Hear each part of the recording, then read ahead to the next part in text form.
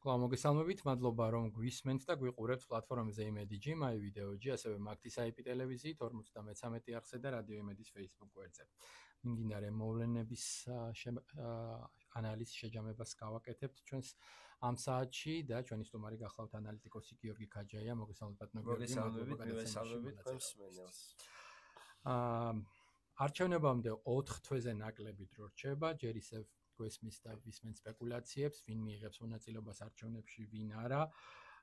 ჯერჯერობით რაც გვაქვს ინფორმაცია ლელო და გახარია ემზადება, თუმცა თქვენ ამბობთ რომ იცნობთ ბევრ ოპოზიციონერს და პირად საუბრებში თუ ზოგადად მოტივირებულები არიან რომ არჩევნებში მონაწილეობა მიიღონ, ალბათ ჯერ კიდევ ვერ მიიღეს გარედამკვეთებისაგან დირექტივები, ამიტომ ორჭოფობენ.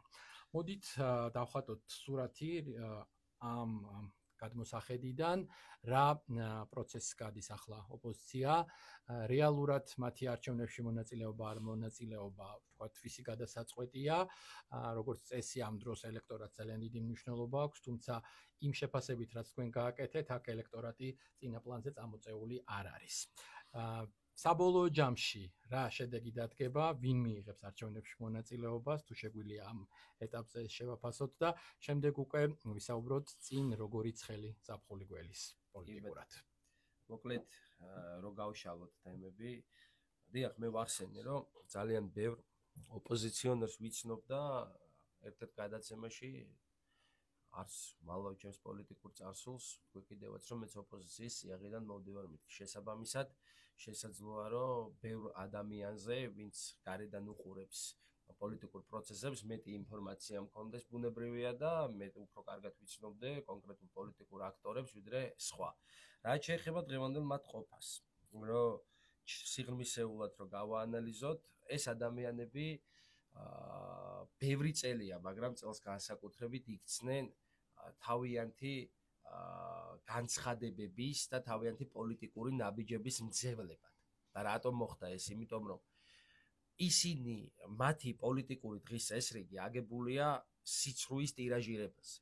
მათი პოლიტიკური დღის წესრიგი აგებულია მხოლოდ და მხოლოდ აი როგორმე ნებისმიერი ძალის გამოყენებით, ნებისმიერი გარე აქტორების დახმარებით ჩაიგდონ ხელში ძალაუფლება და რევანშისტულად დაბრუნდნენ ხელისუფლებაში, რაც ამდენ წელს განმავლობაში ვერ მოხერხდა და შესაძლოა დიდი იმედი მაქვს, რომ მომავალშიც ვერ გახორციელდება. ისინი არადაერ პოლიტიკურ პროდუქტს არ ქმნიან, რასაც შესთავაზებენ და საინტერესო იქნება ამომრჩევლისათვის და შესაბამისად უფრო მეტსაც გაგიმხელთ. ერთ-ერთი ოპოზიციური პარტიის წარმომადგენელი და საკმაოდ ცნობილი სახე იმასაც ამბობდა, თავ შევიკავებ გვარისა და სახელის დასახელების თქმისგან რასაკვირველია, წინა არჩევნებზე 2024 წელს არჩევნებს გულისხმობ. როდესაც ხელისუფლებას მოუწოდებდნენ, რომ თქვენ ხმები მოგვპარეთო, იმაზე დარდობდნენ, რომ ქუჩაში რო გავდივართო, საარჩევნო კამპანიის მიმდინარეობის პროცესში, ადამიანებიო, ვერ ვესაუბრებითო, იმიტომ რომ ამომრჩეველი არ გვყავსო. ხვდებით, აი ეს იცით რომელი პერიოდი არის, განსაკუთრებით აი რაღაცა გაუგონარ ასტრონომულ ციფრს რო პირდებოდნენ, თუ ხელისუფლებაში დაგვაბრუნებთო, რომ ქართულ ხალხს დახმარების სახით, საიდან უნდა მოეპოვებინათ და უფრო კიდე სიღრმეში შევალ ის პოლიტიკური განცხადებები, რასაც აკეთებდნენ მოსახლეობას, რასაც თავაზობდნენ, თვითონ არ ეჯერათ, თვითონ ეცინებოდათ. ხვდებით? ანუ იქცნენ თავისი არათანმიმდევრული პოლიტიკის მძევლებად. უკვე აქ დაემატა, რომ მაგათი გამოისობით და მაგათი ხელშეწყობით დაკავებულები არიან, ხო? იმ ხალხზე სისხლის სამართლის საქმეა აღძრული და ბევრი ადამიანი ზის ციხეში, ხო? ერთი პოლიტიკოსი მითხარით, ნუ ეხა მე არ გულისხმობ იმას, რომ ზურაგირჩი ჯაფარიძემ კონსტიტუცია შეურაცხყოფა მიაყენა, კანონ შეურაცხყოფა მიაყენა, ყველაფერი შეურაცხყოფა მიაყენა და ამის გამო აღუძრა სისხლის არა, მე გულისხმობ აქციების მიმდინარეობის პროცესში დაკავებულ ადამიანებს. ვინმე ნახეთ აი მოსახლეობას, მოდი ყველაფერს თავის სახელი დავარქვათ, გახსნათ ვისაუბროთ. მე ვინმეს დაკავება, რასაკვირველია, ქართველი ადამიანი ვარ, პირველ რიგში და არ მიხარია, მაგრამ რომელიმე პოლიტიკოსის შვილი ნახეთ დაკავებული, ანუ უკვე ამ მშობლების მძევლებად იქცნენ, იმიტომ რომ მშობლები მოუწოდებენ, რომ თქვენ თუ არჩევნებში მონაწილეობას მიიღებთ, ჩვენი შვილები დაკავებულები არიან. პოლიტიკურ პროდუქტს თუ ვერ თავაზობ, ახალს ვერაფერს ვერ თავაზობ, შენს ამომრჩეველს, თვითონ წუხარ პარტიაში, რომ ამომრჩეველი არ გხვდებათ, ხომ? ანუ რა მოპარა, რა გაყალბდა?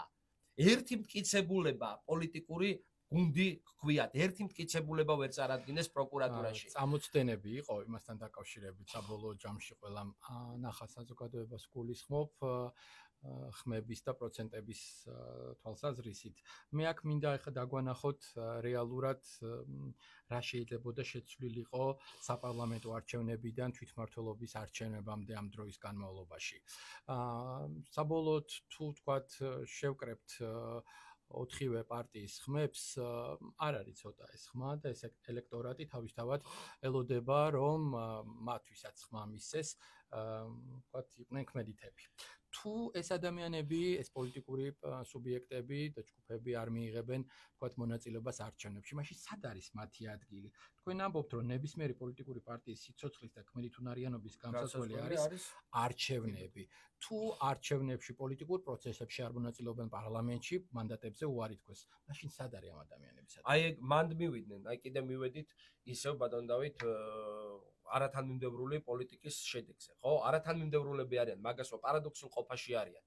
ანუ ისევ და ისევ მივდივართ, რომ რა უნდა ამ ხალხს, აი ქართველი ხალხისგან საზოგადოებას მხარდაჭერას ხსოვენ, არა? აი საზოგადოებას რას თავაზობენ? თავისივე ამომრჩეველთან ცევა რას გვანახებს? თავისი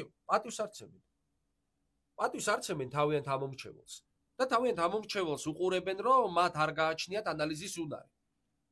თავიანთი ქმედებებიდან გამომდინარე, იმიტომ რომ საკუთარმა ამომრჩეველმა გამოგიცხადა ნდობა, ჩაერთე საკანონმდებლო მუშაობაში და გააუმჯობესე დემოკრატია რა არის, ხო გჭირდება ჩვენ ჯანსაღი ოპოზიცია, ხელისუფლებასაც ჭირდება, მაგრამ ჯანსაღი ოპოზიცია არ ესვრის პარლამენტის შტურმით აღებას არ მოასწავებს, ხო პარლამენტის და პარლამენტის რა ქვია თავდასხმას დეპუტატებზე, ხო?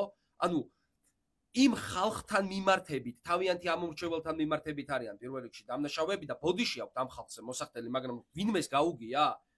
რომელიმე პოლიტიკური აქტორი გამოსულიყო ოპოზიციის მხრიდან და თავისი ამომრჩევლისთვის ბოდიში მოეხადა, რომ ჩვენ ვერ გაგიმართლეთ ნდობა და იმედები. არა, კიდევ აი ხაზარაძის პარტია რო ავიღოთ. კიდევ და კიდევ სურთ, რომ კლავ მოატყუონ და რაღაცა პირადი დივიდენდები მიიღონ და ბენეფიტები მიიღონ და რაც შეეხება თქვენს კითხვას, წინრო და რა წინა კითხვას. პოლიტიკური პარტიის მდგენელი რასაკვირველი არჩევნებია, მაგრამ მე კიდევ რა დონეზეც მე მათ ვიცნობ, დარწმუნებით შემიძლია ვთქვა, რომ ისინი ელოდებიან გარე მეგობრებისგან დირექტივებს, შესაძლოა ხაზარაძემ უფრო ადრე მიიღო ეს დირექტივა და სულ სხვანაირად დაიწყო საუბარი, სულ სხვა ნარატივით და აღარ არის ისეთი პრინციპული, როგორც 2024 წლის არჩევნების შემდგომ ამბობდა, რომ ეს ამ ხელისუფლებაში ვინც ასე ვთქვათ პარლამენტში შევა, ის იქნება არალეგიტიმური პარლამენტის გამправებელი და ბევრი რაღაცა სისულელეები, მაშინ როდესაც ეუთოოდირმა აღიარა, მაშინ როდესაც საერთაშორისო თანამეგობრობამ აღიარა კანონიერად არჩეული ხელისუფლების ლეგიტიმაცია და ელოდებოდნენ გარე დამკვეთების, ასე ვთქვათ, ქმედით ნაბიჯებს. სავარაუდოდ მიიღო, იმიტომ რომ რიტორიკას ვხედავთ შეცვლილს, ხო? ანუ როგორ მიგაჩნიათ, როგორი აბსურდია, წარმოიდგინეთ, არ მივიდნენ პირობითად, არ შევიდნენ საპარლამენტო მუშაობაში, არ აღიარებენ და სასამართლოში დადიან, ხო? ანუ ბატონო გიორგი, ეს ორჭოფობა რაც ახლა არის სახეზე 4 თვეა და კიდევ უფრო ნაკლები დარჩენილი არჩევნებამდე, ხო? თან რაღაცნაირად მოლოდინი საზოგადოებას აქვს, რომ რეალურად ცვლილებებს რისთვისაც ის ხმას აძლევს, განხორციელდეს და ვინ თუ არა, ვთქვათ, მნიშვნელოვანია, რომ ყველა განსხვავებული, ვთქვათ, პოლიტიკური შეხედულების ხმა ისმოდეს მით უმეტეს მაღალ ტრიბუნებზე. ამაზე ყველანი თანხმდებით. მაგრამ აქ არის, ვთქვათ, კითხვის ნიშანი, ზუსტად მივხვდეთ ამ ეტაპზე მათი ეს ორჭოფობა რას უკავშირდება და ვერ გადაუწყვეტელობა. ერთის მხრივ შეიძლება იყოს გარე დამკვეთები, თუ ასია, მაშინ მე ჩვენს მსმენელს და თქვენს გეტყვით, რომ ევროპარლამენტი ქართულ ოპოზიციას ადგილობრივი თვითმმართველობის არჩევნების შესაძლებლობის გამოყენებისკენ მოუწოდებს, ანუ უკვე გაცხადდა, გაჟღერდა ეს ინფორმაცია სულ რამდენიმე დღის წინ და მეორე, რა შეიძლება შეცვლილიყო იმგვარი ბოლო არჩევნებიდან გულისხმობ საპარლამენტო არჩევნებს, რომ ვთქვათ, იგივე რეიტინგის თვალსაზრისით გარკვეული პრობლემა გქონდეთ. ანუ სად მარხია რეალურად ძაღლის თავი? პირველ რიგში დავიწყოთ იქედან, რომ ევროპარლამენტარებს, ვინც მოუწოდებენ ამ ხალხს, რომ არჩევნებში მონაწილეობა მიიღო, თავიანთი ინტერესები აქვთ, როგორც პოლიტიკურ პარტიებთან, ოპოზიციას გულისხმობ, ასევე ჩვენს ქვეყანასთან მიმართებით და არ მომერიდება ამ სიტყვის თქმა, რომ გაგიჟებულები არიან, ვინაიდან მათი ყველა გეგმა ჩავარდა. გეგმა რა ქონდათ რეალურად გეგმა ქონდათ, რომ რევანშისტული ძალები დაებრუნებინათ ასე ვთქვათ, ექსტრემიზმით გამოყენებით ხელისუფლებაში და მათი პოლიტიკა გატარებულიყო, როგორც ეს ხდებოდა წინა ხელისუფლების დროს, ხო? ეს ვერ მოხერხდა, იმიტომ რომ ძალიან კარგად იმუშავა უსაფრთხოების სამსახურმა და თავის მოწოდების სიმაღლეზე იყო სახელმწიფო, ჩვენი სახელმწიფო. ამის შემდეგ მაგ ევროპარლამენტარებმა, სწორედ ვინც აქტიურად იყვნენ, მიიღეს ძალიან კაფეო პასუხი ხელისუფლებისაგან, რომ ეს ქართული სახელმწიფო უკვე აღარავის ვასალი აღარ გახდება და აქ არის კანონები, ჩვენ ვართ სუვერენული დამოუკიდებელი სახელმწიფო და ან პატივი ეცი ქართულ ხალხს, არჩეულ ხელისუფლებას და ჩვენს კანონებს, ან დისტანცირებული ვიქნებით თქვენგან, ხო?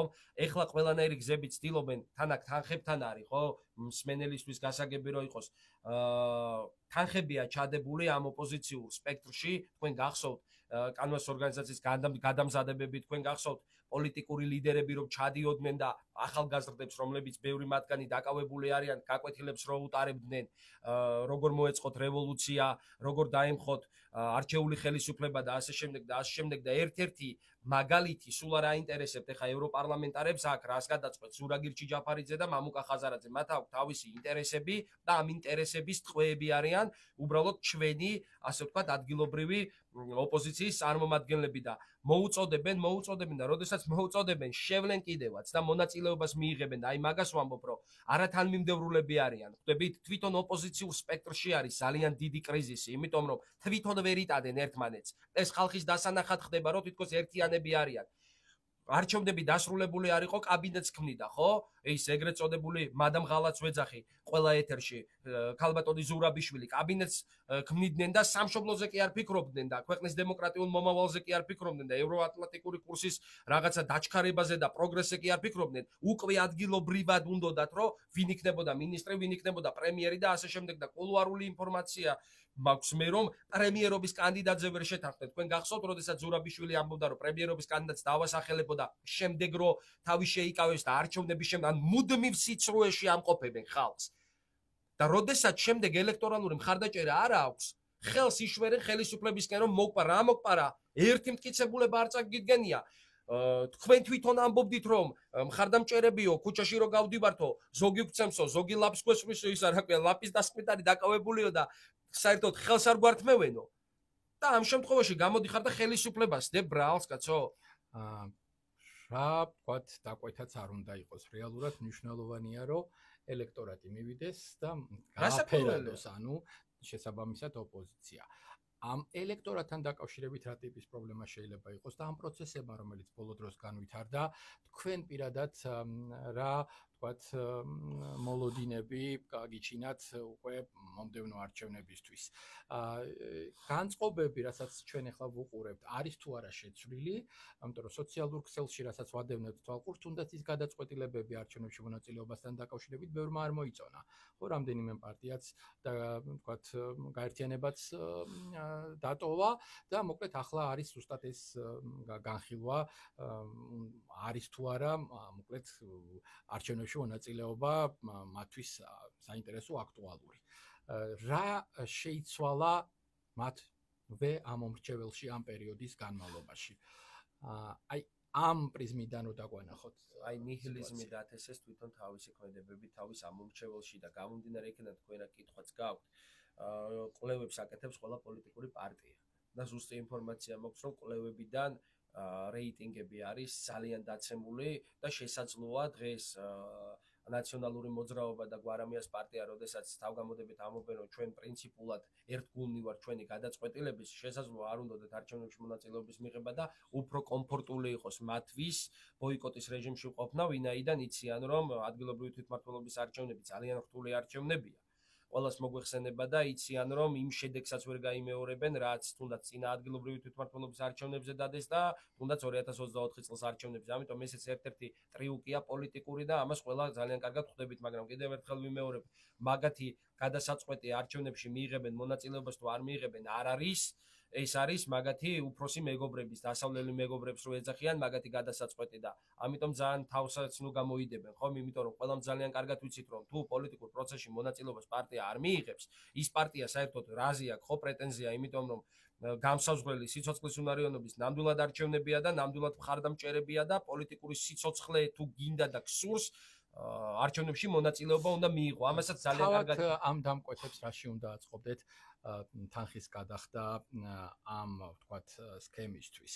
თუ მათ ელექტორატში პრობლემა აქვს, თუ ისინი არჩევნებში მონაწილეობას არ მიიღებენ, ანუ პოლიტიკურ პროცესებში არ არიან, თუ რევოლუციებს ვერ აწყობენ, მაშინ რისთვის იხდიან?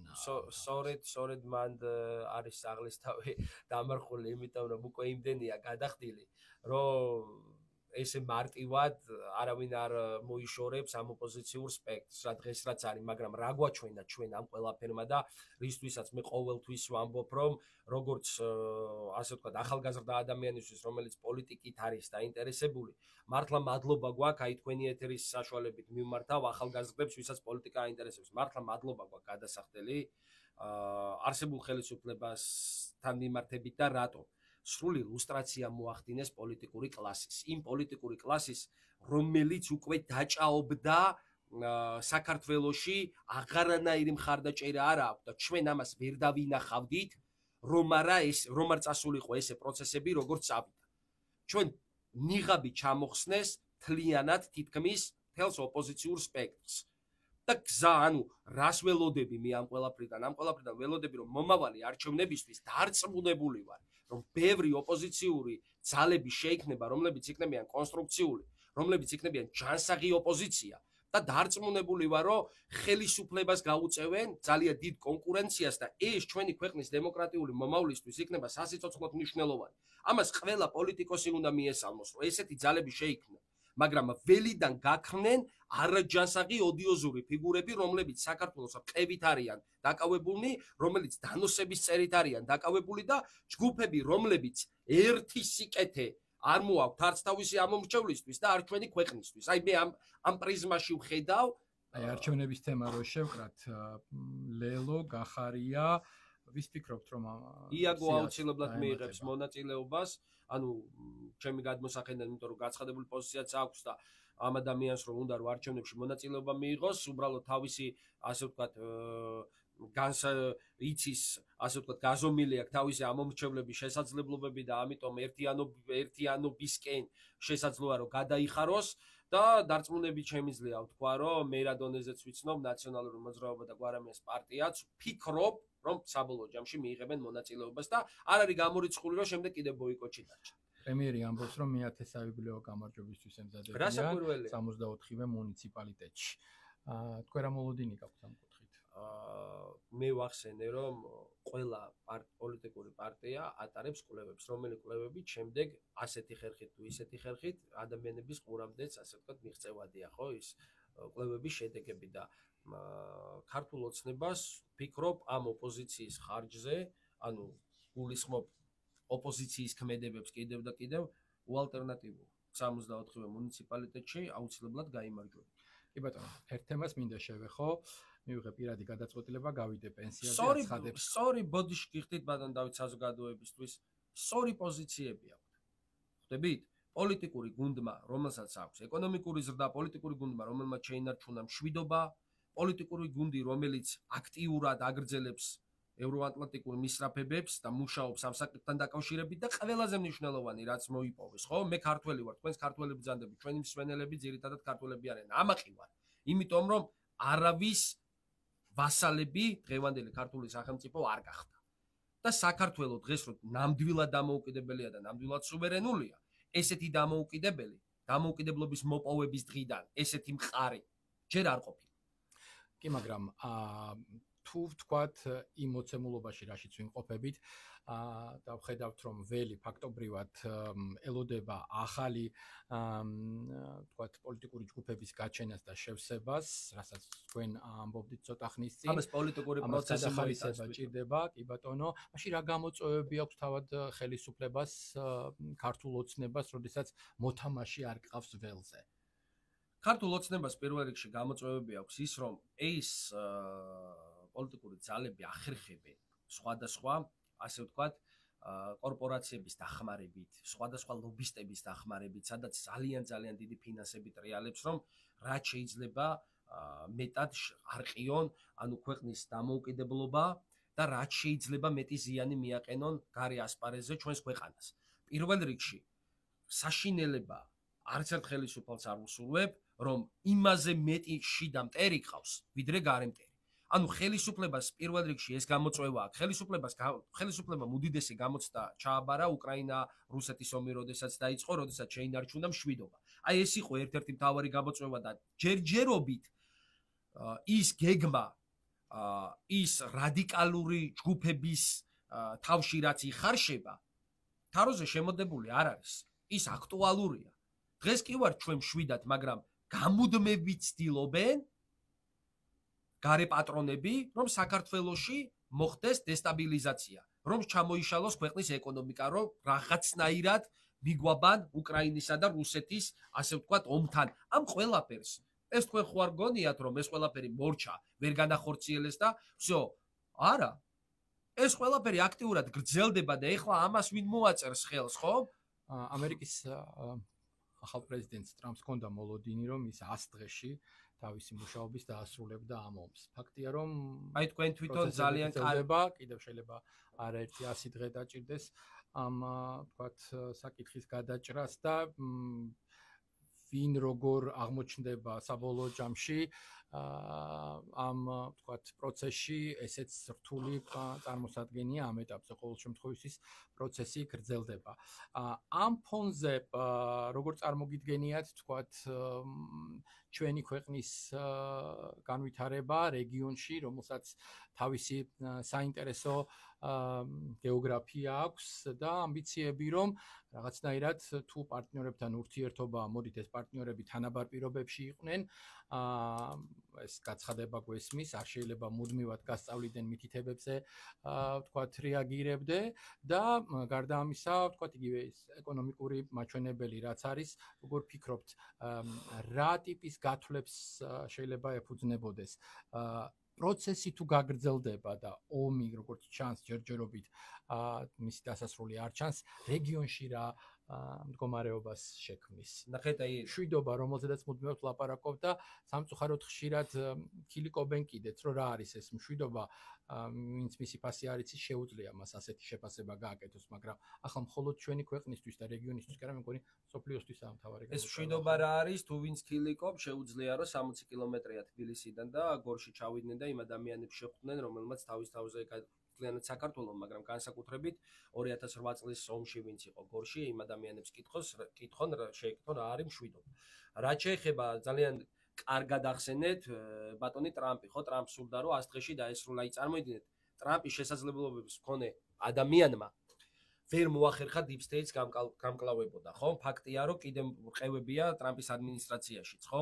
წარმოიდგინეთ, საქართველოს რა გამოწვევების წინაშეა, რომ ის უხილავი ხელი, რომელიც აი ესე მარიონეტებივით ქმნის რაღაცა პოლიტიკურ ჯგუფებს და მესამე სექტორებს და მუდმივად ყევაში ამყოფებს ჩვენს ქვეყანას, ხო? ეს ხო არის გრძელვადიანი პროცესი, რომელსაც ხელისუფლება მიუყვება თანმიმდევრულად და ძალიან კონსტრუქციულად და ცდილობს, რომ თავისი ქვეყნის, ასე ვთქვათ, თავის ქვეყანაში სიმშვიდე შეინარჩუნოს. ეს რომ გადახვევა გავაკეთოთ. ანუ ტრამპმა ვერ შეძლო და ნუ მოვთხოვთ ჩვენ ხელისუფლებას იმას, რომ 200 დღეში მოახერხე ის, რომ ასე ვთქვათ, ეს დარჩენებისგან განთავისუფლდეს ეს ქვეყანა, ხო?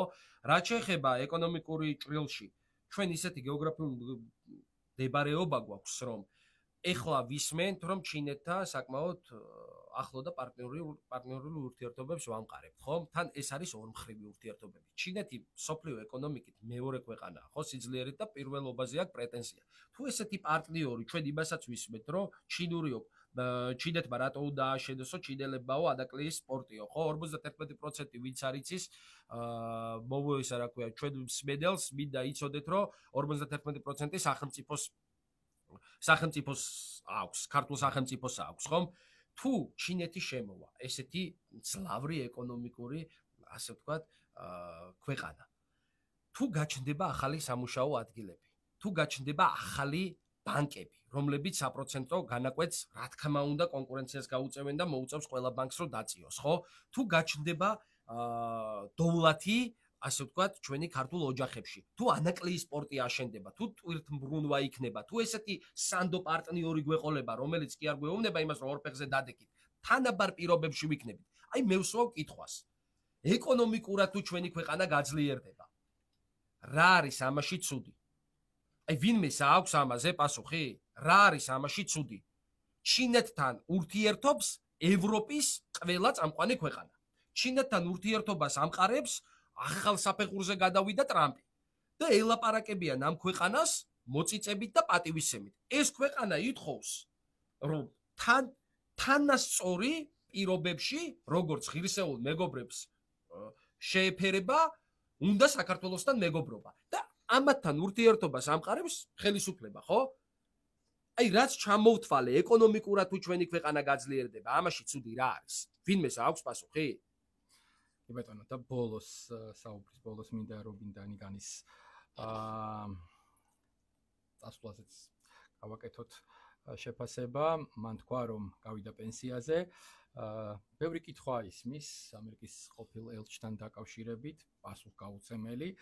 თქვენ როგორ აფასებთ მის ამ გადაწყვეტილებას? ანუ ხა რობინ რომ თქვათ ასევე რა გააკეთა და რა არ გააკეთა მან.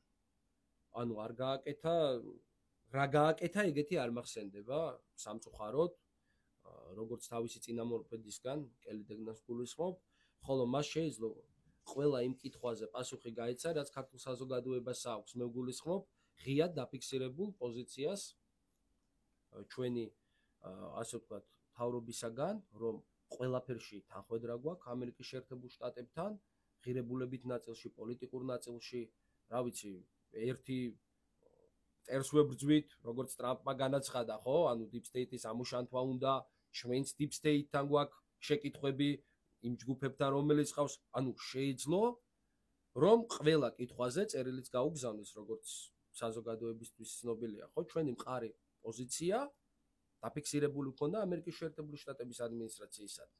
ამავე დროს, ნურავის ნუ დაავიწყდება, რომ ერთ-ერთი სანდო პარტნიორები ვართ ჩვენ ამერიკისათვის და ჩვენ სანდოობა, მეგობრობა დამტკიცებული გვაქვს ჩვენი სისხლით. ჩვენი მებრძოლები ყავდა გაშვებული და იბრძოდნენ ამერიკის შეერთებული შტატებისათვის, ხო? და ელჩი ხარ, რომელიც პირდაპირ დაინტერესებული უნდა იყო ქართულ-ამერიკული ურთიერთობების გაღრმავებით. როგორ მოვიდა და როგორ წავიდა, ვერც მოსვლა გავიგეთ ქართველებმა და ვერც წასვლა გავიგეთ, ხო? ანუ ბევრი კითხვის ნიშნით დატოვა თანამდებობა. იმეც ვიტოვებ, რომ ახალი ელჩი ახალი ფურცლიდან დაიწყებს ურთიერთობების გადატვირთვას და ხელს შეუწყობს ქართულ-ამერიკული ურთიერთობების გაღრმავებას. აი ეს არის ჩემი პოზიცია. იმიტომ რომ ქალბატონ ელჩს ნამდვილად შეეძლო, რომ რადიკალური ოპოზიციის სისხლზე კი არ დაესხა წყალი, რეალურად ყოფილიყო მიუკერძოებელი და რეალურად დაენახა ჩვენი პატივისცემა ამერიკის შეერთებული შტატებისადმი. და რაღაცა ქართულ საზოგადოებასთან კითხვებზე პასუხი გაეცა. დიდი მადლობა. ანალიტიკოსი გიორგი ქაჯაია საუბრობდა პირდაპირ ეთერში. მადლობა უთხრათ ჩვენს მსმენელსაც და მაყურებელსაც დათმობილი დროისთვის. დროებით დაგემშვიდობებით.